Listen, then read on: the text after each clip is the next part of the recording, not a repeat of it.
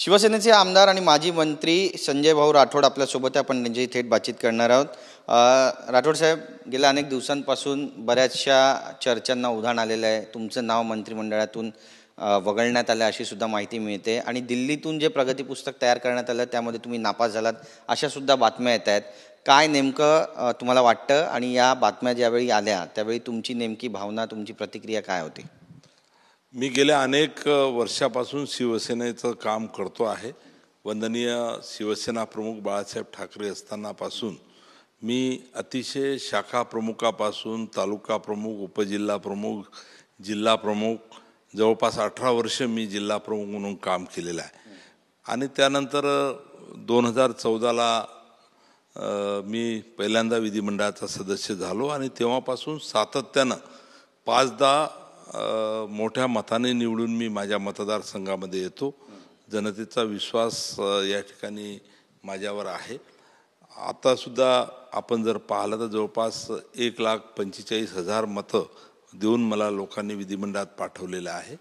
आणि त्यामुळे शिवसेनेचं प्रगती पुस्तक ते कुठे तयार झालं, कोणी तयार केलं याबद्दल मला तर फार माहिती नाही. परंतु यामध्ये ज्या पद्धतीनं त्या प्रगती पुस्तकामध्ये मी नापास अशा पद्धतीचं जे वृत्तवाहिनीमध्ये मी पाहिलं तर मी नापास होऊच शकत नाही. कारण वंदनीय शिवसेना प्रमुख बाळासाहेब ठाकरे यांच्या विचारांनी चालणारा मी शिवसैनिक आहे. 80% समाजकारण, 20% राजकारण हा मंत्र घेऊन मी काम केलेलं आहे. आणि म्हणून सातत्यानं पक्ष संघटनेचंही काम करत असताना चांगलं काम मी केलेलं आहे. विधिमंडळाचं काम करत असताना सुद्धा चांगलं काम करण्याचा प्रयत्न मी केलेला आहे. वेगवेगळ्या खात्याची जबाबदारीसुद्धा मी सांभाळलेली आहे. सुरुवातीला मी महसूल राज्यमंत्री म्हणून काम केलं, त्याच्यानंतर वनमंत्री म्हणून मी काम केलं, अन्न औषध प्रशासन मंत्री म्हणून मी काम केलं, जलसंधारण मंत्री म्हणून सुद्धा मी काम मागच्या सरकारमध्ये आमचे मुख्य नेते सन्माननीय एकनाथराव शिंदेसाहेब यांच्या मंत्रिमंडळामध्ये काम केलेलं आहे. आणि यामध्ये काम करत असताना आपण पाहिलं असेल की ज्या समाजातून मी येतो, बंजारा समाजात, असं तर मी सर्वच समाजासाठी काम करत असतो, परंतु बंजारा समाजाचं सुद्धा काहीतरी देणं माझं लागतं ही भूमिका ठेवून पोहरादेवी जे संत सेवालाल महाराजाची आमची पावनभूमी आहे, या भूमीचा आराखडासुद्धा मी यवतमाळ वाशिम पालकमंत्री असताना हातात घेतला. आणि आज जवळपास 725 कोटी रुपये त्या ठिकाणी आराखडा मंजूर करून घेतला. युद्धस्तरावर काम चालू आहे. त्यामधला एक बंजारा विरासत म्हणून वास्तुसंग्रहालय या ठिकाणी निर्माण झालं. ते एवढं दर्जेदार आहे की या वास्तुसंग्रहालय बंजारा विरासताच्या लोकार्पणसाठी देशाचे प्रधानमंत्री सन्माननीय नरेंद्र मोदी साहेबांना आम्ही आणलं आणि लाखोच्या उपस्थितीमध्ये याचं लोकार्पण केलं. त्या प्रास्ताविक भाषणामध्ये मी या सर्व पार्श्वभूमी सांगितली, त्यावरून त्यांनीसुद्धा कौतुक केलं. चांगलं काम झालेलं आहे असं म्हणून. त्यांनी केलेलं कौतुक कुठेतरी तुमच्यावर जास्त प्रेम करणाऱ्यांच्या जिवारी लागलं असं म्हणावं आणि त्यामुळेच असं वृत्त आता समोर येत आहे. नेमकं तुमचा आत्मविश्वास आहे या कॅबिनेटमध्ये तुम्ही असाल? नक्कीच. खरं तर मी चांगलं काम केलेलं आहे आणि म्हणून मी नापास अशा पद्धतीची जी बातमी चालवलेली आहे त्याच्याशी मी सहमत नाही. मी कालसुद्धा वृत्तवाहिनींना आव्हान केलेलं आहे की अशा पद्धतीचं मनाला दुःख वाटेन किंवा अशा पद्धतीचे नापास ह्या गोष्टी सांगून कुठंतरी आमच्यासारख्या एका काम करणाऱ्या कार्यकर्त्याला असं हा शब्द फार जिवारी लागलेला आहे. कारण मी जनतेसाठी सातत्यानं काम करत असतो. जनता दरबार शासन आपल्या दारी असे बद्दल काही बोलणं झालंय का? उपमुख्यमंत्री एकनाथ शिंदे किंवा मुख्यमंत्री देवेंद्र फडणवीस यांच्याशी काही बोलणं झालं? काल महंत सुद्धा आले होते, ते सुद्धा त्यांच्या भेटीला गेले होते.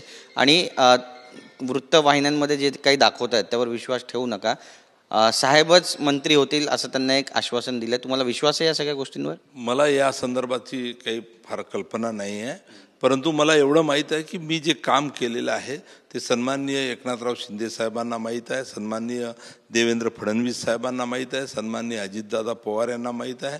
आणि ह्या सर्वांचं सहकार्याशिवाय मी काम करू शकलो नाही. यांचं सहकार्य होतं म्हणूनच मी काम करू शकलो. वेगवेगळे निर्णय मी घेऊ शकलो, वेगवेगळे कॅबिनेटमध्ये प्रस्ताव मी नेले, ते सर्व प्रस्ताव यांच्याच संमतीने मंजूर झाले. माहिती अशी पण होती की अंतर्गतच विरोध आहे, म्हणजे महायुतीमध्ये 5 नावं देण्यात आली होती आणि या 5 नावांपैकी तुमचंही नाव होतं आणि तुम्हाला अंतर्गत विरोध आहे भाजपचा आणि शिवसेनेच्या नेत्यांचा, अशी सुद्धा माहिती होती. अशा पद्धतीचं मला तरी वाटत नाही की या गोष्टीत तथ्य आहे. कारण मी एक कार्यकर्ता म्हणून काम केलेलं आहे, महायुतीचा कार्यकर्ता म्हणून आहे आणि आज एवढा मोठ्या प्रमाणात खरं तर महायुतीचं जे काही रिझल्ट आलेलं आहे त्याच्यामध्ये बंजारा समाजाचं जे काम मी पोरादीत उभं केलं, त्याच्यात देशाचे प्रधानमंत्री महोदय आले आणि त्याच्यातून आज पूर्ण समाजसुद्धा आमचा महायुतीच्या सोबत होता आणि म्हणून या सर्व याच्यामध्ये माझा अजिबात मला एक कार्यकर्ता म्हणून असं वाटते की मी चांगलं काम केलेलं आहे आणि शेवटी मंत्रिपदाची जबाबदारी कोणाला द्यायची हा निर्णय आमचे पक्षश्रेष्ठी म्हणजे आमचे मुख्य नेते सन्माननीय एकनाथराव शिंदे साहेबांचा तो अधिकार आहे. ते जे ठरवतील त्यानुसार होणार आहे आणि म्हणून हा अधिकार त्यांचा आहे आणि त्यांना आम्ही म्हटलेलं आहे की तुम्ही जो निर्णय घ्याल तो आम्हाला मान्य आहे आणि म्हणून अशा पद्धतीचं हे सर्व निर्णय त्यांना घ्यायचा आहे. परंतु त्या अगोदर नापास शब्द सांगून कुठंतरी मनाला वेदना या ठिकाणी झाल्या आणि म्हणून मी माझा खुलासा या ठिकाणी दिलेला आहे. नक्कीच, पण नापास शब्द तुमच्या जिवारी लागला? नक्कीच, कारण मी नापास होऊच शकत नाही. मी चांगलं काम केलेलं आहे. सर्वसामान्य माणूस हा केंद्रबिंदू मानून त्याच्यासाठी मला कसं चांगलं काम करता येईल हाच प्रयत्न माझा होता आहे आणि समोर सुद्धा राहणार आहे. पण मग इतकं चांगलं काम करताय, पास होण्याची तुमची भावना आहे आणि आत्मविश्वास आहे, मग तुम्हाला नापास कोण करू इच्छित आहे? नापास तर आता तुम्ही वृत्तवाहिनीमध्ये तो शब्द म्हणूनच आम्ही म्हणतो आहे ना की अशा पद्धतीचा शब्द वापरून मला कुणावर डाऊट आहे? अजिबात मला याने वृत्तवाहिनीनेच ह्या बातम्या ज्या दाखवलेल्या आहेत त्याच्यावरच माझा आक्षेप आहे आणि म्हणून कृपा करून अशा पद्धतीच्या बातम्या आपण दाखवू नये. ठीक आहे, मंत्रिपद कोणाला द्यायचं काय द्यायचं तो निर्णय वरिष्ठांचा आहे, तो या ठिकाणी त्यांना अधिकार आहे, ते निर्णय घेणार आहे. परंतु अशा पद्धतीचं मंत्रिमंडळामधून बाजूला करायसाठी नापास हा शब्द समोर ठेवून कुठेतरी मनाला त्याच्या वेदना झाल्या आणि तो शब्द जिवारी लागला, कुठेतरी मनाला लागला, म्हणून मी हा खुलासा दिलेला आहे. तुमच्याशी बातचीत केल्याबद्दल आणि पुढील वाटचालीसाठी तुम्हाला सुद्धा शुभेच्छा. तर आपण पाहतो या ठिकाणी संजय राठोड यांनी आपली भावना मांडलेली आहे आणि सोबत म्हटलेलं आहे की नापास शब्द जिवारी लागलेला आहे, त्यामुळे कृपया नापास शब्दाचा कुणी उपयोग करू नये किंवा तशी शब्दप्रयोग कोणी करू नये अशी विनंती वजा सल्लासुद्धा ते देताना पाहायला मिळतात. नेमकं मंत्रिमंडळ विस्तारामध्ये त्यांचं नाव असणार आहे का पाहणं महत्त्वाचं ठरेल. कॅमेरा पर्सन अमित शिगवणसह गिरीश गायकवाड, TV9 मराठी, मुंबई.